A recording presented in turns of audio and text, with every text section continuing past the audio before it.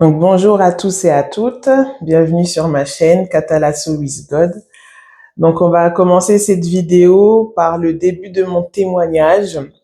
Donc comme vous l'avez vu dans le titre, j'ai intitulé cette vidéo Ma Genèse, en référence à la Bible. Donc ma genèse, voilà mon début sur cette terre, comment ça a commencé. Juste avant de vous raconter, je vais prendre un passage dans la parole de Dieu. Donc le psaume 139, juste le verset 13. Donc c'est toi, donc ici à l'occurrence Dieu l'Éternel, c'est toi qui as formé mes reins, qui m'as tissé dans le ventre de ma mère. Donc voilà, le verset 13 et je vous invite vraiment à lire tout le psaume 139, c'est un psaume vraiment très profond à vivre, à expérimenter avec l'aide du Saint-Esprit bien sûr. Donc voilà, donc pour commencer, je m'appelle Michel, j'ai 34 ans. Ça va pas être facile, hein, mais on va y arriver. Je suis la troisième de mon père et de ma mère. Donc, j'ai un grand frère qui a 10 ans de plus que moi, une grande sœur qui a 7 ans de plus que moi, puis il y a moi. Déjà, je suis d'origine du Congo. Moi, je suis née en France, donc mes parents sont du Congo. Mon grand frère et ma grande sœur, ils sont nés au Congo. Mon père est venu en premier en France, à Paris, et il a fait venir ma mère et mon frère et ma sœur. Donc moi, je suis née en région parisienne. Quand ma mère, en fait, elle était enceinte de moi, elle s'est séparée de mon père suite à une tromperie. Mon père a trompé ma mère. Donc de ce que je sais, parce que bon, c'est quelque chose qui est aussi délicat à parler avec ma mère parce que je sais que ça remue en elle. C'est pas quelque chose de voilà.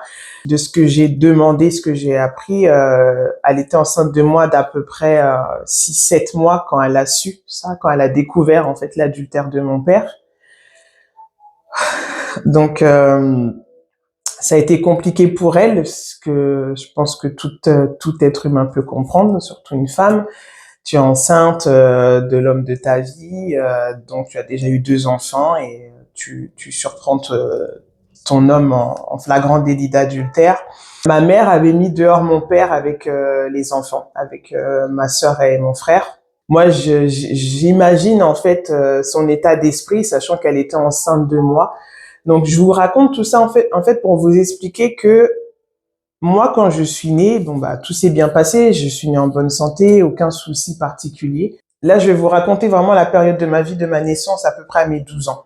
C'est une période de notre vie sur laquelle l'être humain se façonne tout simplement en fait, selon son environnement, selon son contexte familial, selon l'éducation, voilà, selon tout ce qui, dans tout l'environnement il va vivre, c'est comme ça que l'être humain va se façonner dans son identité, dans sa personnalité, dans son caractère, voilà, dans ses émotions. En ayant vécu, en étant né dans ce contexte-là, dans de l'adultère, dans de la colère, dans de la tristesse, dans du rejet, j'ai un peu, en tant que bébé dans le fœtus, j'ai un peu baigné dans ces émotions-là. Et ça veut dire que quand je suis née, je ne sais pas depuis ma naissance, mais voilà, c'est des choses qui, avec le recul et avec l'aide de Dieu, j'ai pu prendre conscience. Je suis née vraiment avec, comment dire, j'étais une personne très, je parle au passé parce que ce n'est plus le cas, gloire à Dieu, j'étais une personne très morte émotionnellement. Dans le sens que voilà, je sais que ma mère me disait que j'étais pas une enfance difficile, je mangeais de tout, j'étais un enfant tranquille à vivre en fait. Mais en grandissant, c'est en grandissant après qu'on découvre en fait toute la défaillance qu'on a eue de notre enfance en fait. Donc sur la période d'enfant, on va dire de mes 0 à 6-7 ans, ça allait à peu près quoi. Donc après, voilà, ma mère avait récupéré entre-temps mon frère et ma sœur, mais elle était séparée de mon père, donc il y avait une sorte de garde alternée. Moi, j'ai pas trop de souvenirs de cette période-là parce que j'étais petite. J'ai les photos. En fait, les souvenirs que j'ai, c'est beaucoup les photos. J'ai les photos de quand on était avec mon père, quand on était à Disney, pendant les vacances. Je sais qu'on allait souvent chez lui pendant les vacances parce que lui, il était en région parisienne. Nous, on était partis après en province, dans la Sarthe, là où après j'ai grandi. Forcément, c'était plus pendant les périodes de vacances scolaires qu'on allait chez mon père, à Noël, les choses comme ça. Donc, c'est plus mon grand frère et ma grande sœur qui ont eux des souvenirs concrets d'avec leur père, avec notre père, pardon. Mais moi, c'est plus des souvenirs racontés et des photos que j'ai. Donc, ça veut dire que d'un point de vue émotionnel, il y a comme une dissociation déjà par rapport à ça. Donc, j'ai grandi, voilà, j'ai été à l'école, à maternelle, à primaire, et tout allait bien, à peu près, sauf que, comme je vous l'ai dit, il y avait vraiment... en fait, dans ma famille, je me suis toujours sentie à part. Je me suis toujours sentie... je suis là, mais je suis pas là. Comme si j'étais peut-être même l'enfant de trop. Voilà, c'est ce qui me vient. J'étais peut-être l'enfant de trop. En étant petite, je savais pas, ma mère ne m'a pas expliqué pourquoi elle était plus avec papa. Enfin voilà, pour moi c'était normal parce qu'en gros je n'avais jamais vu mes parents vivre sous le même toit. Donc pour moi c'était tout à fait normal que mon père soit là et moi que je sois avec ma mère. En fait, il y avait pas de problème. Et vous savez, c'est quelque chose, si tu dis à un enfant, des bébés, que manger du caca, c'est normal, ben pour lui, il n'y aura pas de souci, en fait. C'est en grandissant, peut-être qu'il se rendra compte, mais en fait, le caca, c'est pas quelque chose qu'on mange. Je dis ça, j'utilise un exemple très sale pour qu'on comprenne, pardon, que pour un enfant qui vit dans un milieu familial défaillant, dysfonctionnel, eh ben pour lui, il y a pas de problème, c'est normal vu qu'il n'a connu que ça. Mais plus on grandit, plus on voit que bah moi leurs copines, il y a leur papa qui vient les chercher à l'école, le papa est à la maison, il y a ci, il y a ça, et que toi t'as pas à la maison, tu comprends qu'il y a un souci, mais t'as pas les mots, t'as pas les explications, t'as pas un adulte qui t'explique le pourquoi du comment, donc tu te fais ta propre compréhension.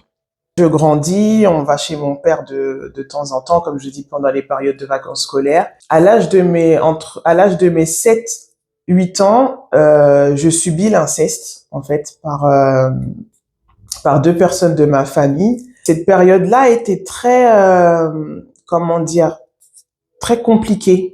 Très compliquée dans le sens que je comprenais pas ce qui se passait. Je savais juste que c'était pas normal parce que j'avais jamais vécu ça, j'avais jamais vu ça.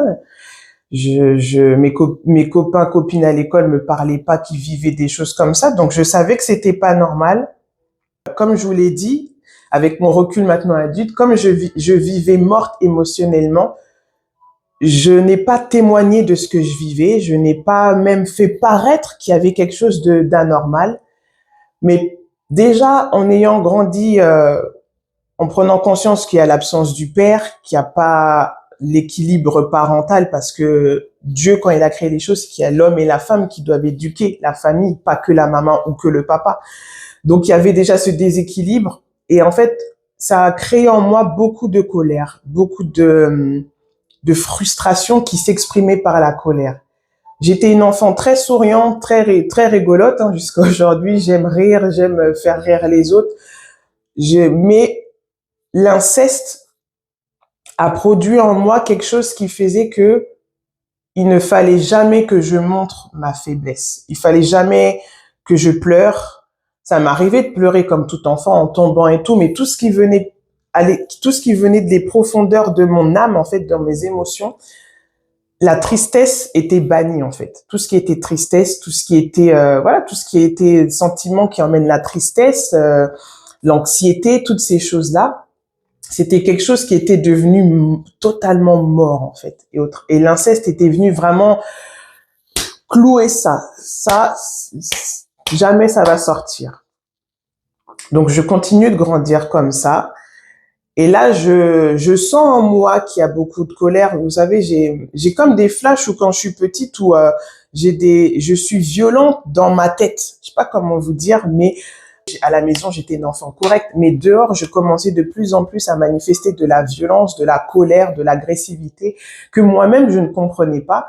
Mais quand après je rentrais à la maison, j'étais la petite fille tranquille, qui écoute maman, qui sait se tenir à la maison, qui parfois se chamaille avec sa grande sœur.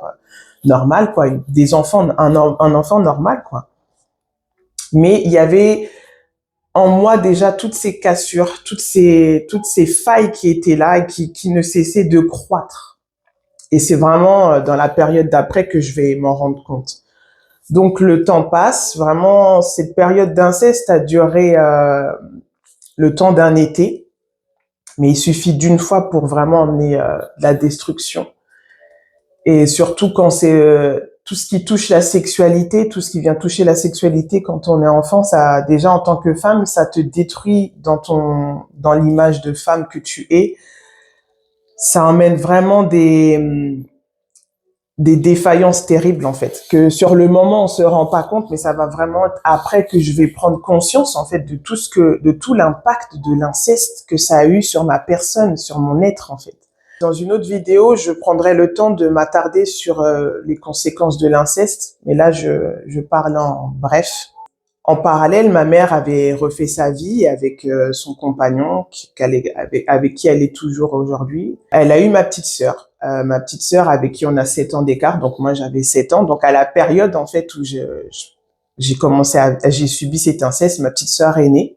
Donc quand j'ai eu ma petite sœur qui était là, bon, on est content, il y a un nouveau bébé à la maison, mais je sais que en moi, ça a créé en fait, c'est venu réveiller en moi beaucoup de choses négatives, si j'ai envie de dire, parce qu'en fait, je voyais que ma petite sœur avait sa maman et son papa, que elle n'avait pas ce que moi je n'ai pas eu, en fait, l'absence du père, tout ça, et du coup, ça, c'est venu beaucoup faire mettre à la lumière, maintenant je le dis avec ces termes-là parce que je le comprends maintenant, c'est venu encore plus réveiller cette colère en moi, en fait, mais pourquoi moi j'ai pas eu le droit d'avoir mon papa et ma maman, pourquoi moi, en fait, est-ce que c'est moi le problème? Effectivement, c'est ce que je pensais, je me disais que j'étais un problème, c'était peut-être de ma faute que mes parents n'étaient plus ensemble parce que ma mère elle était enceinte de moi, enfin aujourd'hui je le dis avec la maturité, hein. Mais dans ma tête, je me disais, voilà, peut-être comme elle était enceinte de moi, mon papa l'a trompée, et puis voilà, c'était ça en fait. Donc c'est moi le problème en fait. Donc j'ai grandi avec cette image-là de moi que j'étais un problème, que je ne devais pas être. Mais toute cette pensée-là, je l'exprimais dans la colère, dans la méchanceté, mais pas à la maison. Vraiment, quand je précise sur ça, que tout se passait à l'extérieur. Et je remercie le Seigneur. Je sais que parfois j'étais, voilà, comme un enfant qui n'est pas forcément agréable, hein, mais un enfant reste un enfant, j'ai envie de dire. Mais je savais les limites avec ma mère, je savais les limites, je savais ce qu'il fallait faire et ne pas faire. Donc vraiment, tout ça, je l'ai expérimenté dehors. Donc je grandis, comme je vous l'ai dit, mon grand frère, lui, a 10 ans de plus que moi. Et à l'année de ses 18 ans, mon frère rentre en prison. Parce que mon frère, voilà, lui aussi avait ses souffrances, hein, de la séparation de ses parents, tout ça. Donc en fait, mon frère, c'était la seule image masculine que j'avais à la maison, qui était un peu le papa de la maison, quoi. Mais lui aussi avait sa vie, ses souffrances, ses blessures. Et à ses 18 ans, il rentre en prison. Il prend une peine de 10 ans. Donc du jour au lendemain, désolé, on va y arriver. C'est pas facile, hein, mais on va y arriver. Donc du jour au lendemain, je me retrouve sans aucune protection, j'ai envie de dire, parce que vraiment l'homme a cette image protectrice en fait. Et mon grand frère, c'était quelqu'un qui était fort, qui nous protégeait. On était ses petites sœurs. Il veillait sur maman. Enfin voilà, il était toujours là à nous dire de faire attention, pas ceci, pas cela. C'était un peu mon garde-fou en fait. Le fait qu'avait mon frère faisait que je savais que je pouvais pas basculer parce que mon frère était là. Mais quand mon frère est parti en prison, c'est comme si en fait maintenant il n'y a plus la barrière en fait. Donc je grandis en étant un peu perdue parce que ma mère était déboussolée par l'incarcération de mon frère, ma sœur aussi. Tout le monde en fait vivait ses souffrances. C'est comme on était une famille en fait, mais en fait chacun vivait des choses dans sa bulle. Et en fait moi je me disais c'est peut-être pas le moment en plus que je raconte ce que je vis, ce que je ressens, donc hop, on garde ça pour nous en fait. Et je tiens à parler de ça parce que déjà, on le sait dans les familles africaines et même dans d'autres, hein, que ça soit en Corée, les choses comme ça, vraiment ce que le diable a fait qui en est un terrible dysfonctionnement, c'est le manque de parole. On ne parle pas. On ne pose pas assez la question, ma fille, mon fils, est-ce que ça va? Mais est-ce que ça va? Qu'est-ce qui se passe à l'intérieur de toi? Les émotions, les choses comme ça, on n'en parle pas en fait. Et c'est ça qui fait que chacun peut cacher des choses terribles qui les détruisent sans que personne s'en rende compte. Parce qu'on peut paraître bien extérieurement, on peut montrer que tout va bien, mais à l'intérieur, la personne, elle est totalement suicidaire, dépressive, vit des choses que tu peux même pas imaginer, en fait. Donc moi, je grandis en fait avec un peu ce silence parce que déjà j'ai ces pensées qui me disent bah écoute Michel, déjà t'es né, tes parents se sont séparés, t'es un problème, t'es voilà, je le dis avec des termes forts, t'es une malédiction, t'es voilà, c'était tout ça en fait sur quoi mon identité et de d'être humain est en train de se baser, que j'étais un souci, que j'étais voilà si j'aurais pas été là, les choses auraient été mieux, ma mère a été heureuse, mon père ne l'aurait pas trompé, etc., etc. Donc je grandis comme ça, puis mon frère rentre en prison, donc là comme je vous ai dit, il y a plus de barrière, il y a plus de limite, il y a plus le grand frère. Voilà, on a grandi dans un quartier où mon frère était connu de tous, donc en fait quand on sortait, tout le monde savait qu'on était les petites sœurs de tel ou de un tel, donc tu pouvais pas faire n'importe quoi parce que on va le dire à ton frère et ceci cela, donc ça faisait que il y avait la barrière. Et une fois que mon frère est rentré, il y avait plus de barrière, donc là je pouvais aller dans tous les horizons que je voulais et c'est ce que j'ai fait par la suite. Donc mon frère rentre en prison, donc là pour l'instant ça va, je finis ma primaire et puis rentre le collège.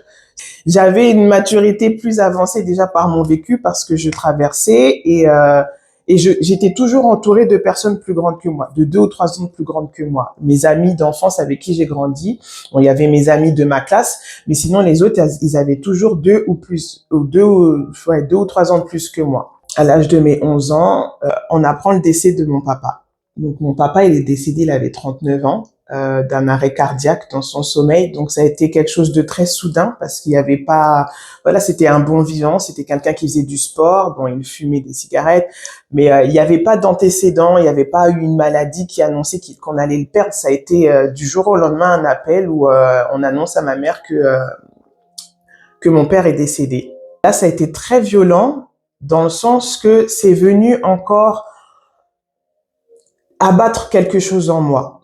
Parce que chaque étape, en fait, qu'il y a eu, que ce soit l'inceste, l'incarcération de mon frère, puis après la mort de mon papa, ont été des circonstances qui sont venues tuer la petite Michel, en fait. Qui sont venues abattre vraiment des parties de mon être, des parties de mon âme. Et ça, je le sais maintenant avec le recul et avec l'aide de Dieu. Donc, on apprend la mort de mon père. Comme je vous le disais, mon père, il vivait en région parisienne. Entre-temps, il avait refait sa vie. Il avait refait sa vie avec notre belle-mère, qui, elle, quand il s'est mis avec elle, elle avait déjà un petit garçon. Donc, c'est quand même mon demi-frère. Puis, il a eu un autre enfant avec elle. Et donc, mon second demi-frère, il avait à peine 1 an quand mon père est mort, quand notre père est mort, parce que je me rappelle quand on est allé du coup chez lui avant l'enterrement, tout ça, lui, le bébé était par terre, il marchait à 4 pattes. Donc du coup de mon père, j'ai 3 demi-frères en fait, parce que mon père aussi a eu un enfant avec suite à l'adultère qu'il a eu, il a eu un enfant. Mon premier, c'est mon frère. De toute façon, on se connaît. Moi, je suis pas dans cette distinction de demi-frère, demi-sœur, mais je précise là pour qu'on comprenne, mais voilà. Donc, on va en région parisienne pour les obsèques de mon père. Sauf que, comme je vous l'ai dit, moi, je suis déjà une personne qui grandit morte émotionnellement. Donc, en fait, je n'ai pas pleuré une seule fois la mort de mon père. C'est bien, bien, bien après que, quand j'ai rencontré le Seigneur, que j'ai pu faire le deuil de mon père. Et en même temps, c'est paradoxal parce que je me disais, mais vous voulez que je pleure une personne que je connais pas? Parce que mon père, aujourd'hui, je le connais, je sais qui il est, je connais son nom, son prénom, je connais l'âge qu'il avait quand il est mort, il avait 39 ans, je connais son visage, mais je connais pas le son de sa voix. J'ai des vidéos où je l'entends parler, mais ça veut dire que si demain j'entends sa voix, je ne le reconnaîtrai pas, en fait. Je ne connais pas le son de sa voix, comment il rigolait, je sais pas ce qu'il aimait, je sais pas quel était son plat préféré, sa couleur préférée. Je ne connais rien de lui, en fait. Je ne connais qu'une facette. De la même manière où on peut lire la préface d'un livre, ok, mais je sais pas ce qu'il y a à l'intérieur, en fait. Donc, pour moi, je voulais que je pleure quoi, en fait? C'était un peu ça. Ok, il est mort et après? Qu'est-ce que ça change à ma vie? Parce que je ne le connais pas, il n'était pas présent pour moi, j'ai pas de souvenir avec lui, j'ai pas d'absence vu qu'il y avait pas de présence. Vous voyez?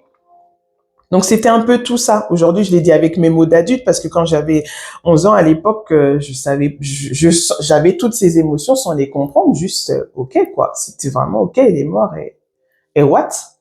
Qu'est-ce que vous voulez que je vous dise? Qu'est-ce que vous voulez que je fasse? Donc voilà, je voyais ma mère, ma sœur qui, elle était dévastée. Mon frère était en prison. Il a un droit de sortie pour le jour de l'enterrement. Donc, j'ai vu mon frère pendant l'enterrement. Il était accompagné de deux policiers menottés. Donc, c'était dur aussi de voir son frère dans ces conditions-là. Donc, nous, ça faisait déjà un moment qu'on n'avait pas vu notre frère. Donc là, je revois mon frère à l'enterrement de notre père.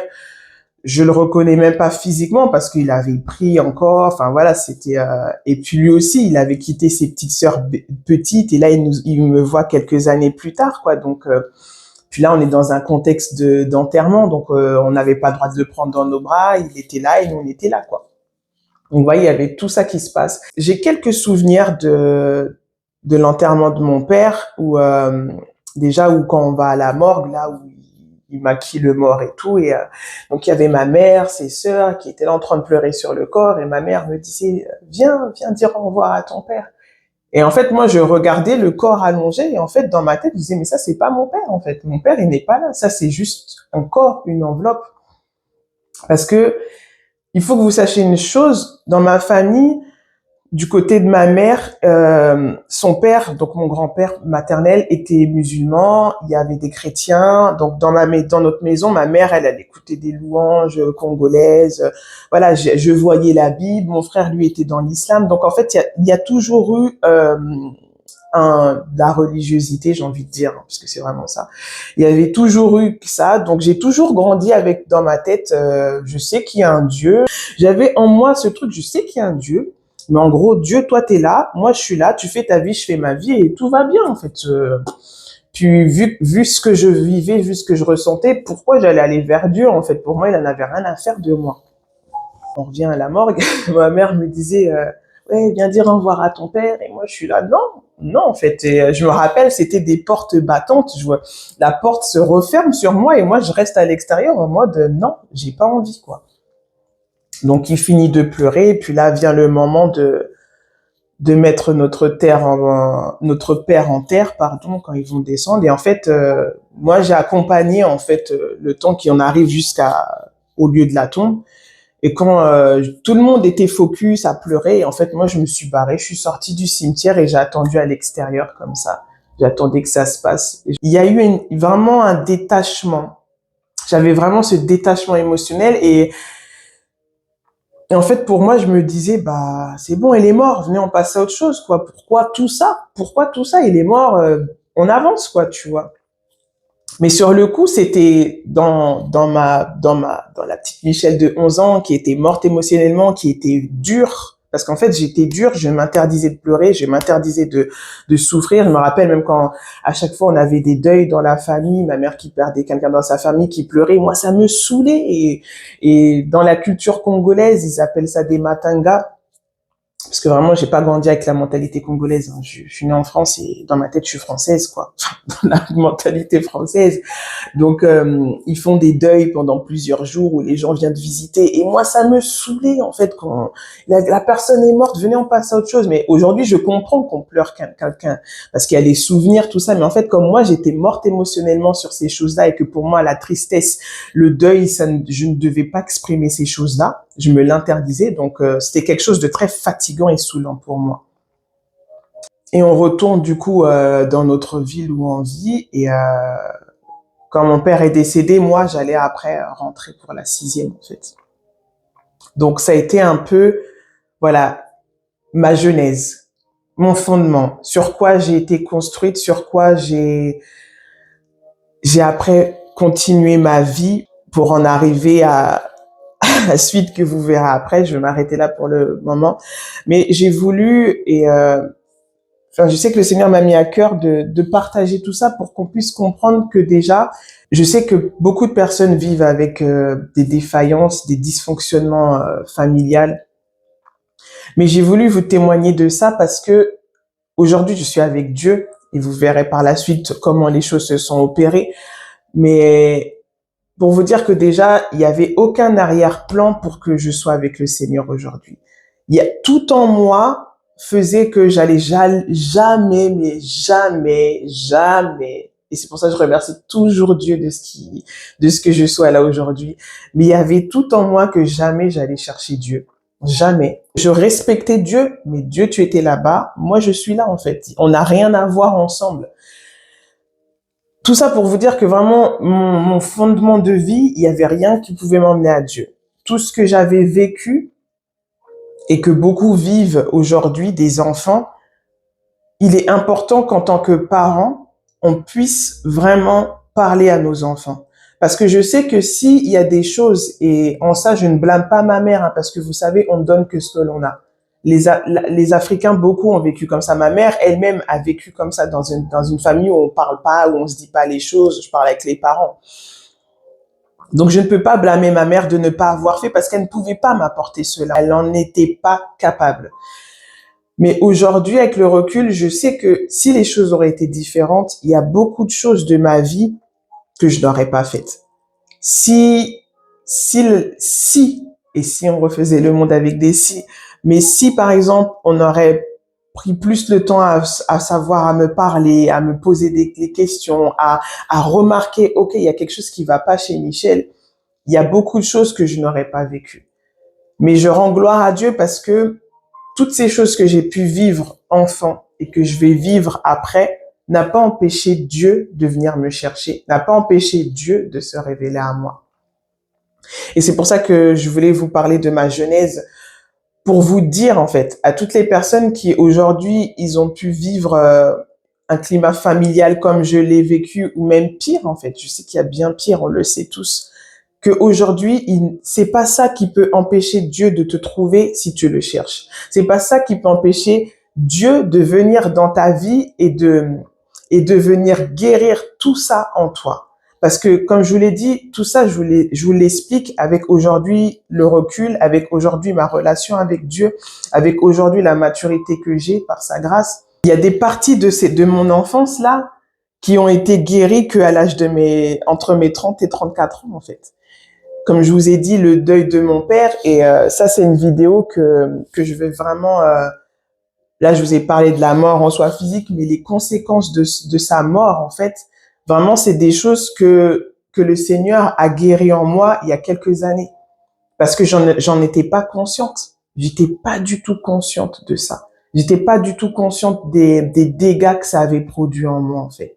C'est que moi, je m'étais construite sur tout ça, mais je savais pas qu'à l'intérieur de moi, il y avait tous ces dégâts, toutes ces choses qui faisaient que tu fonctionnes comme si, tu penses comme si, tu agis comme si, tu acceptes ceci à cause de ça. Et il y a que Dieu qui peut, en fait, venir guérir cela. Et c'est pas parce que ça s'est passé il y a 30 ans, c'est pas parce que ça s'est passé il y a 20 ans qu'il ne peut pas le faire. Vous savez, Dieu est Dieu. Devant Dieu, il n'y a pas de passé, il n'y a pas de présent, il n'y a pas de futur. Dieu est le maître des temps et des circonstances. Il est capable aujourd'hui de venir guérir quelque chose que tu as vécu quand tu avais tes 7 ans, comme quand j'ai vécu l'inceste. Il est capable de venir guérir les blessures du deuil que tu as vécu comme moi, j'avais 11 ans. Il est capable de guérir en fait toute la tristesse, il est capable de le faire. Et c'est ça la grandeur de Dieu, c'est que rien ne lui est limité. Il peut faire ce que aucun homme ne peut faire, ce qu'aucune thérapie ne peut faire. Je dis pas qu'il n'est pas bon d'aller voir un psychologue, parce que ça aussi c'est quelque chose que, quand j'ai eu la mort de mon père, ma mère m'a emmené voir des psychologues, parce qu'en fait, c'est là qu'elle a commencé à se remarquer, mais Michel, elle ne pleure pas, elle ne parle pas. Elle me posait les questions, je ne répondais même pas. Et vous savez, c'est même pas que je ne voulais pas répondre, parce que je sais que j'ai grandi une enfant qui pensait beaucoup, qui pensait beaucoup, qui pensait beaucoup. Et même encore aujourd'hui, parfois, je dis, Seigneur, mais aide-moi à mettre un stop à mes pensées. Parce qu'en fait, j'ai tellement vécu dans ma tête, tellement, ne me prenez pas pour une folle, hein, mais j'ai tellement vécu dans mes pensées que j'étais habituée à ne pas exprimer ce que je ressens. Et même ça, c'est une grâce que Dieu m'a faite, d'apprendre à exprimer mes émotions. Et ça, c'est quelque chose de très, très important, d'exprimer ses émotions. Il est important vraiment de savoir parler de ses émotions. Et je sais qu'aujourd'hui, et c'est ce que on en parle hein, même dans les milieux pas chrétiens. Pourquoi il y a autant de dépression? Pourquoi il y a autant de suicides? C'est parce qu'en fait, les gens, ils ont tellement leurs émotions qui sont là, qui ne sont pas exprimées. On vit tellement dans un automatisme, on vit tellement dans un faux semblant, on vit tellement dans du paraître qu'en fait, à l'intérieur de toi, tu es en train de mourir, de mourir, de mourir, de mourir. Mais j'ai une bonne nouvelle. Au travers de Jésus-Christ, par Jésus-Christ, tu peux recevoir la vie. Et c'est pas que la vie dans ce monde, c'est la vie éternelle, certes, mais aussi c'est la vie de ton âme. C'est la vie de tout ce qui a été mort, tout ce qui a été brisé, tout ce qui a été saccagé par ton expérience, par ce que tu as vécu, par le climat familial dans lequel tu viens. Donc voilà, on va s'arrêter là pour cette vidéo de ma genèse. Dans la prochaine vidéo, on va parler de la période de ma vie d'entre mes 11-12 ans jusqu'à mes 17 ans, vraiment 17 ans. Ça va être un peu la période de ma vie qui va être manifestée par rapport à tout mon fondement, justement. Donc ça sera pour la prochaine vidéo. En tout cas, je vous remercie pour votre écoute. C'était dur, mais on l'a fait. Merci Seigneur. Donc voilà, je vous dis à la prochaine vidéo. Bye bye.